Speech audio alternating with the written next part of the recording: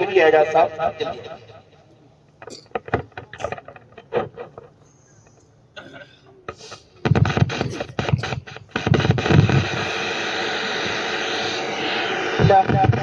الحمد لله وكفى وسلام على عباده الذين اصطفى أما بعد قال الله عز وجل في كتابه المجيد أعوذ بالله من الشيطان الرجيم بسم الله الرحمن الرحيم إنا أنزلناه في ليلة مباركة إلى آخره صدق الله العظيم.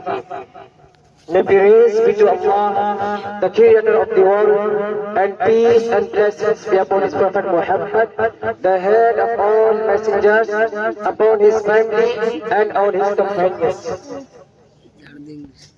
سب سے پہلے میں آپ حضرات کو بتا دینا مناسب سمجھتا ہوں کہ مجھے جو وقت ملا ہے وہ بہت ہی کم ملا ہے. سمجھ میں کچھ نہیں آتا کہ چھیڑوں راستہ کیسے، یعنی کس ٹاپک پر، کس عنوان پر میں بات کروں، کیا بتاؤں، کیا سناؤں. ابھی جو میں نے آپ کے سامنے آیت مبارکہ کی تلاوت کی ہے، میں آپ کو کچھ باتیں بتاؤں گا اور اپنی بات کو انشاءاللہ بہت ہی جلد ختم کروں گا. آج ہم اور آپ جانتے ہیں کہ جو یہ رات ہے یہ شب برات ہے. اسی طریقے سے ایک رات ہے وہ شب قدر کی رات ہے. شب قدر اور شب برات میں کیا فرق ہے؟ آیا کوئی ڈیفرنس ان کے درمیان ہے یا نہیں؟ دونوں سیم ہیں یا ان کے درمیان کچھ فرق ہے؟ تو اللہ تبارک و تعالیٰ نے پوری سورۃ قدر نازل کی ہے، اور دوسری سورۃ جس کی میں نے تلاوت کی ہے سورہ دخان. ان دونوں کے اندر اللہ تبارک و تعالیٰ نے کچھ باتیں بیان کی ہیں. پہلی سورت تو واضح ہے، آیا ہے، بیان ہے اس کے اندر یہ بات بالکل مکمل طور پر کہ ہم نے اس قرآن کو نازل کیا ہے لیلۃ القدر میں، یعنی شب قدر میں، اس میں شب قدر میں. اور یہ دوسری جو صورت ہے انا انزلناہ فی لیلۃ مبارکہ، کہ ہم نے اس قرآن کو نازل کیا ہے بابرکت والی رات میں. اس آیت کے بارے میں اختلاف محدثین کا، مفسرین کا کہ اس لیلۃ مبارکہ سے کیا مراد. تو اس میں علماء کے دو گروہ ہیں، دو طبقہ ہیں. کچھ لوگ یہ کہتے ہیں کہ اس لیلۃ مبارکہ سے مراد بھی شب قدر ہے، اور کچھ کہتے ہیں نہیں شب برات ہے.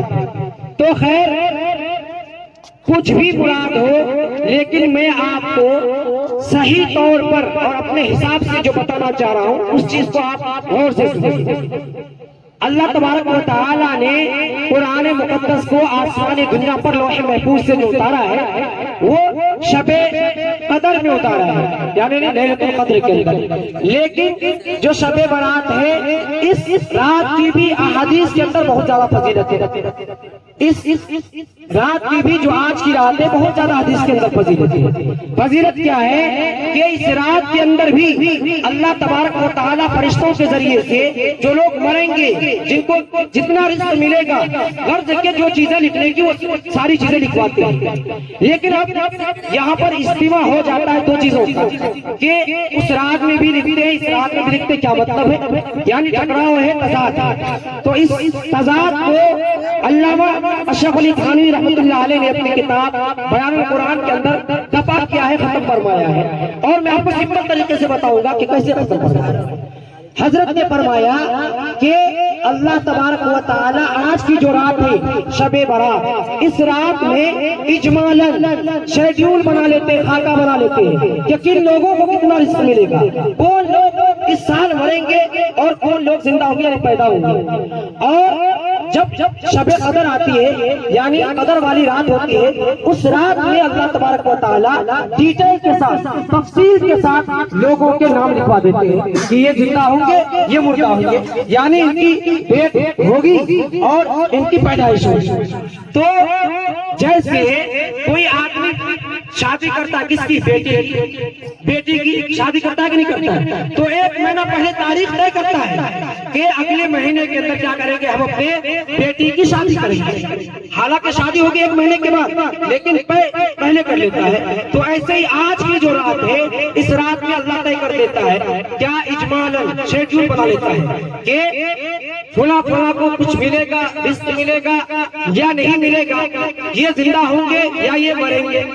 اور جو دوسری والی رات ہوتی شب قدر، اس کے اندر تفصیل کے ساتھ وہ عمل وجود میں آ جاتا ہے، وہ کام اس چیز کو ذہن میں رکھیے۔ دوسری چیز ہے کرنا کیا ہے اس رات میں اور کیا نہیں کرنا ہے۔ تو ہم لوگ جو کرتے ہیں زیادہ تر غلط کرتے ہیں، خرافات و بدعات کو، رسومات کو رواج دیتے ہیں، اس کو کرتے ہیں۔ کرنا کیا ہے کہ اگر وقت ہوتا تو بتاتا کہ دو حدیث بخاری مسلم شریف کی، دو حدیث مسلم شریف کے اس کے اندر ہے کہ ایک رات کو حضرت عائشہ رضی اللہ تعالی عنہا نے نبی آخر زمان کو بستر پر نہیں پایا تو وہ جو ہے بیدار ہو کے گئی، سوچے پتہ نہیں کہیں چلے گئے ہوں گے، تو خیر تفصیل کے ساتھ نہیں بات کروں گا۔ اللہ کے نبی کے پیچھے حضرت عائشہ جلتی جنت البقیع میں پہنچتی ہے، تو پھر وہاں سے الٹے پاؤں آ کر سو جاتی ہے۔ نبی جب آتے ہیں واپس تشریف لاتے ہیں، ان کو احساس ہوتا ہے، یعنی اس چیز سے سیاق و سباق سے سمجھ جاتے ہیں کچھ تو بیٹر ہے۔ تو حضرت عائشہ کی تذکرہ کرتے ہیں، تو میں مختصر کہنے یہ جا رہا ہوں کہ نبی سے صرف زندگی میں جنت البقیع میں اس رات کو ایک مرتبہ جانا ثابت ہے۔ اور دوسری حدیث میں اس کے اندر یہ ہے کہ اللہ کے نبی جب بھی حضرت عائشہ کا نمبر ہوتا، ان کی باری ہوتی، جنت البقیع میں جایا کرتے، لیکن آج کی رات میں صرف ایک مرتبہ کرتے۔ تو ہم اور آپ جو مستقل صرف قبرستان کو آج کی رات جاتے ہیں، یہ سمجھ کر کے شب برات یہ کیا غلط ہے، صرف ایک مرتبہ جانا ثابت ہے۔ آپ جائیے، لیکن یہ کہ آج شب برات صرف اسی وجہ سے جائیں گے، اس کے بعد کیا کہتے ہیں کبھی اپنے مردوں کو یاد نہیں کریں گے، سارے صاحب نہیں پہنچائیں گے یا ان کے پاس نہیں جائیں گے، یہ غلط ہو جائے گا۔ یعنی ایک مرتبہ جانا ثابت ہے تو آپ بھی جائیے۔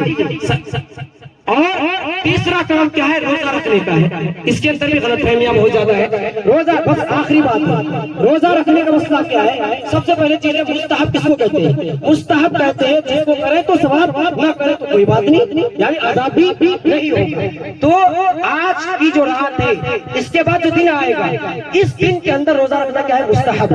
کیا ہے؟ مستحب ہے۔ اگر رکھیں گے فبیہا و نعمت، بہت اچھی بات ہے، نہیں رکھیں گے تو کوئی حرج نہیں ہے، گناہ بھی نہیں ہوگا۔ سمجھنے کی سمجھنے تو انشاءاللہ آپ لوگ ان چیزوں کو کیجئے، چراغاں نہیں کیجئے، موم بتیاں مت جلوائیے، حلوے نہ بنائیے، نہ پکائیے، یہ سمجھ کر کہ آج شب برات ہے اس وجہ سے ہم یہ کھا رہے ہیں۔ اللہ نے آپ کو ساتھ دے رکھی، ہر دن کھائیے، پورے سال کھائیے، کسی نے آپ کو روکا ہے، شریعت نہیں روکتی آپ کو۔